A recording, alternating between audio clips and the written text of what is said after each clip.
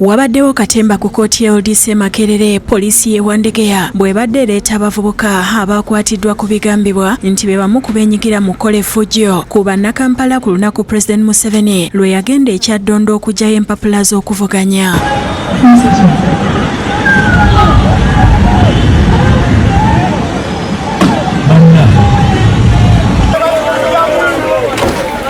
Abamu babaleetedde wansi wa kabangale nga n'abalala babadde mu mmotoka ekika kya takisi era olukubye eriiso ku kamera zaffe ne beekokkola bannabyabufuzi ababaleeta okubawerekera nga bamaze okubawa ensimbi ate kati nga babavuddemu era kino tekirobedde basirikale kubayingiza we bakuumira basibe.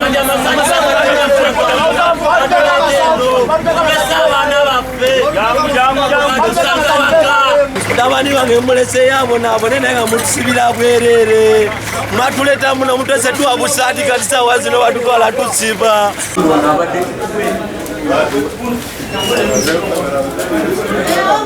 Basimbiddwa mu kaguli ka kkooti ebadde ekubirizibwa omulamuzi Doreen Embabazi. Kubasimbiddwa mu kkooti kubaddeko Ojera Anthony, Sentai Martin, Doying Martin, Kisinzi Brian Sempebwa Hamza n'abalala okuli n'abakyanoonyezebwa era ng'omulamuzi abasomedde emisango ne bagyegaana. Odundo Isma, are the charges true?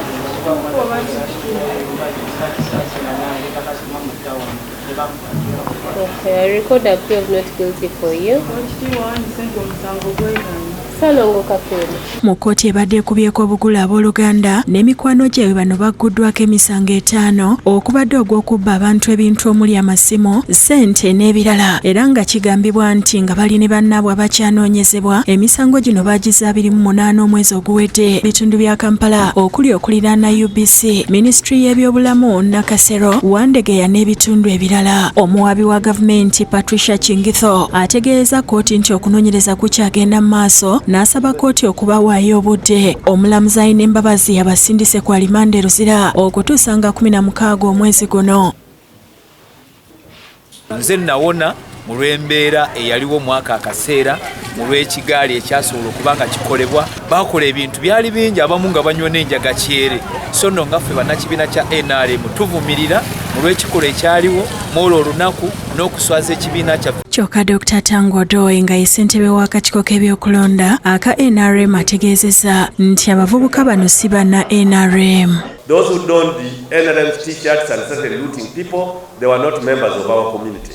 They were simply state-managed people, and the police is doing a very good job on them. Ronald Kasasa yakusakidde eggulire lino ku Lwabukedde TV.